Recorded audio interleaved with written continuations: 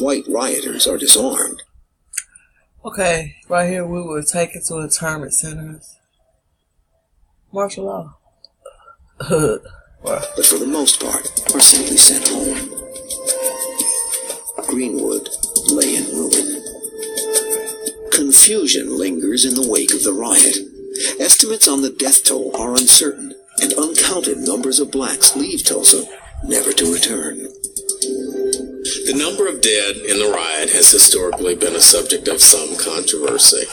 The best evidence suggests that upwards of 300 people died in the riot.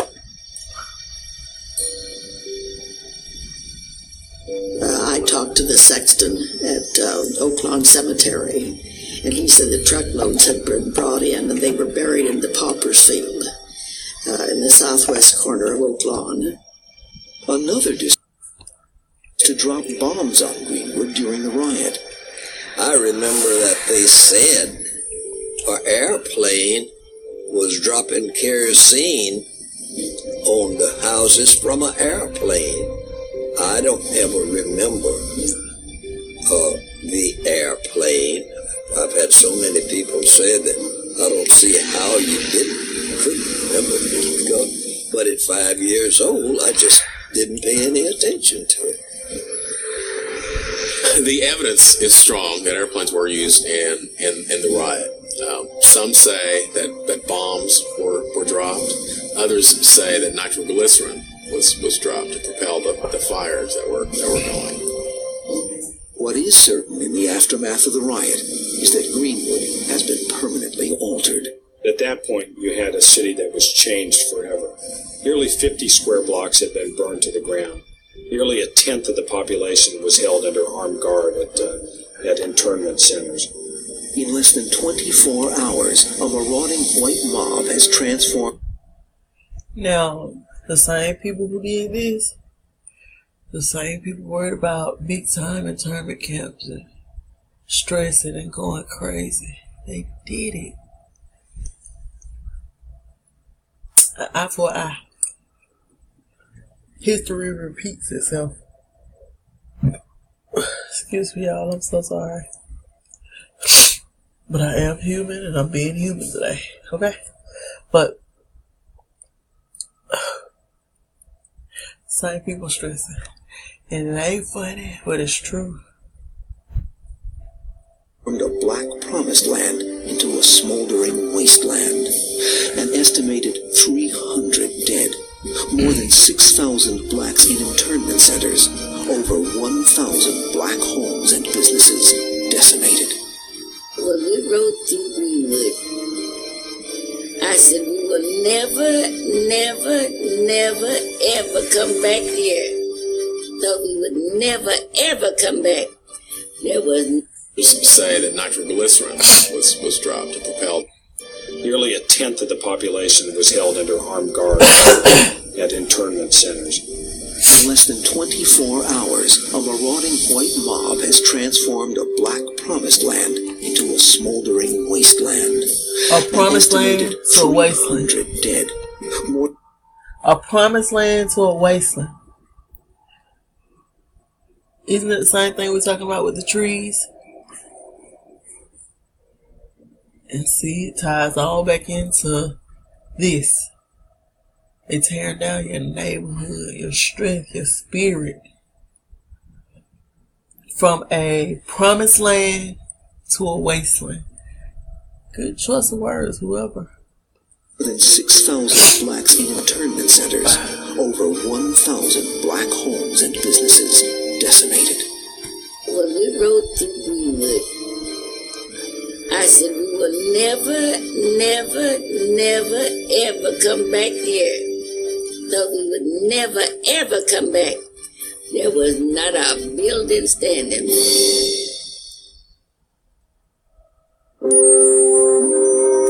After more than 17 hours of anarchy, the race riot is quelled and the flames of Tulsa are extinguished. But the scars would take much longer to heal. The riot didn't really end when the martial law was declared and when the state troops came.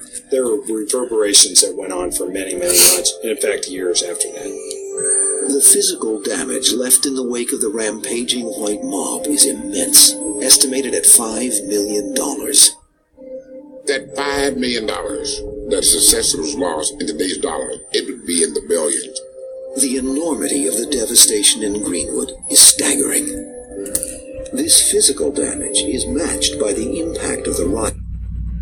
Okay, now drop back to our conversation. I know I've been the only one talking, but it is a video. Listen carefully to what is said next, and this is to anybody. But me and my brother were talking about this, and another guest, I don't know if he's a regular or not. Hey, hi guy. But it's about us standing up. Talking about Starbucks.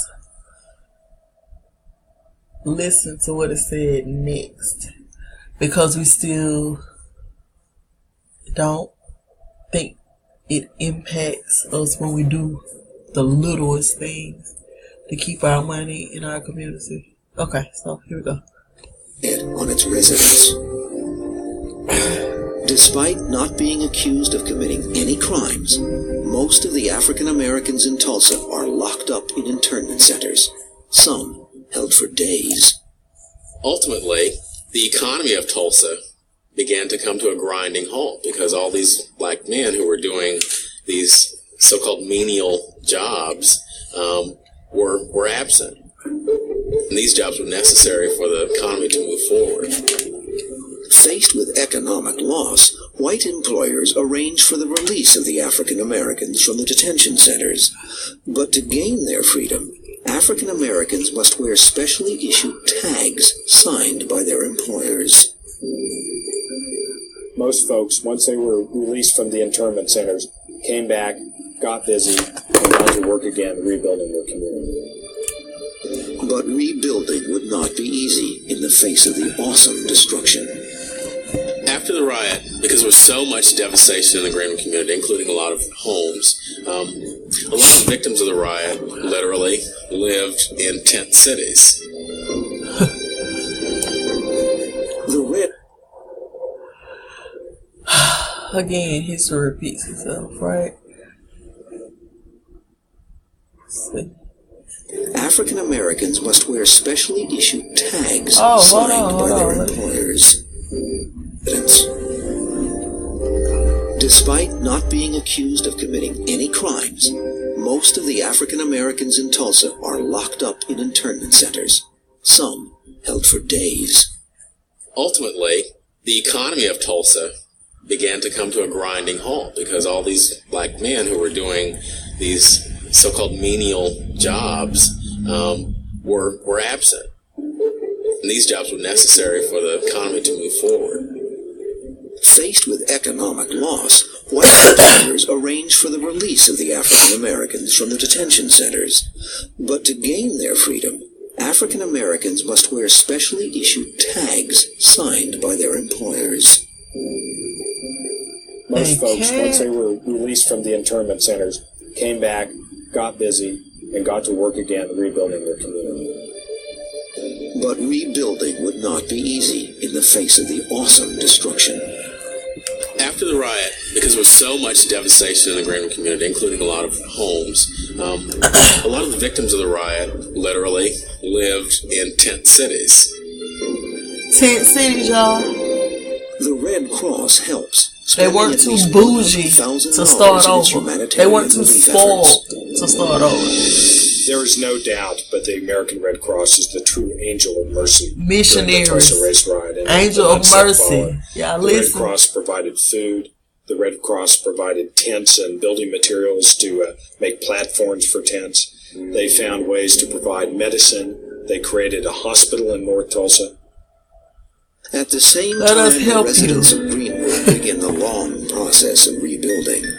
White Tulsa begins what will be an even longer process of coming to terms with its responsibilities for the riot. The white political and business leaders of Tulsa are embarrassed by the reality of what happened. And this is what I want to say. I'm going to let it keep going. For New Orleans, same thing. Going out down there to work after the storm. Not enough people came home. So That's why it's not the same. That's why a lot of people still haven't went home. That's why a lot of people moving here from Louisiana to Dallas. We done got so spoiled that we can't stick through the struggle. I went down there. I was working 16 hours a day, no days off. I didn't even know where I was going to stay at first. The company gave us a hotel room because we were 2 young ladies. It was me and my homegirl. But long story short, you had to really tough it out. And we've become so spoiled that we can't tough it out. So that's the result why it's not the same. Even with Tulsa, what he's going to state is that after this, when we were able to shop outside of our own community, we did. It was more easy to go and give our money to other people. And then that affected rebuilding because the economy was never the same. That's why we gotta stop shopping with these people. They still our oppressors. We are our brother's keeper. There is no illusion of seclusion here. Yeah, New Orleans and Starbucks and Whole Foods. They support free prison labor. Okay, I'm gonna let it play on out. The city establishes a reconstruction committee which issues pronouncements of shame and makes pledges to rebuild Greenwood. In point of fact, they did absolutely the opposite. And the most important event that they did, the most important action that the Reconstruction Commission did, was to try and steal the land. Coming to terms with its responsibilities for the riot. The white political and business leaders of Tulsa are embarrassed by the reality of what happened. The city establishes a reconstruction committee which issues pronouncements of shame and... This is what Lex said. They'll form a commission to represent you, and they paying all these people, and the money that's for you never even gets to you. People, listen. Stuff is starting to stick, or maybe it's not that it doesn't stick. It just doesn't make its way back out. I don't know. Come on, y'all. I'm gonna let it play out for real. Makes pledges to rebuild Greenwood. In point of fact, they did absolutely the opposite. And the most important event that they did, the most important action that the Reconstruction Commission did, was to try and steal the land where the black community had been, to use that as an industrial park or as the site of a new railroad station. To accomplish this goal, a new fire ordinance is enacted mandating all construction meet tough new requirements. The additional costs of these requirements would make rebuilding Greenwood nearly impossible for its residents. Fortunately for them, a lawyer by the name of Buck C. Franklin is among those displaced by the riot. B.C. Franklin, who's the father of noted historian Dr. John Hope Franklin of Duke University, was a lawyer here in Tulsa whose offices were destroyed in the riot. B.C. Franklin and his partners literally pitched a tent and set up their practice out of that tent. Franklin had only moved to Tulsa a few months before the riot. But from his makeshift law office in a tent, Franklin and his partners mount a challenge to the validity of the fire ordinance. The Oklahoma Supreme Court strikes down the new ordinance, opening the way for the residents of Greenwood to rebuild.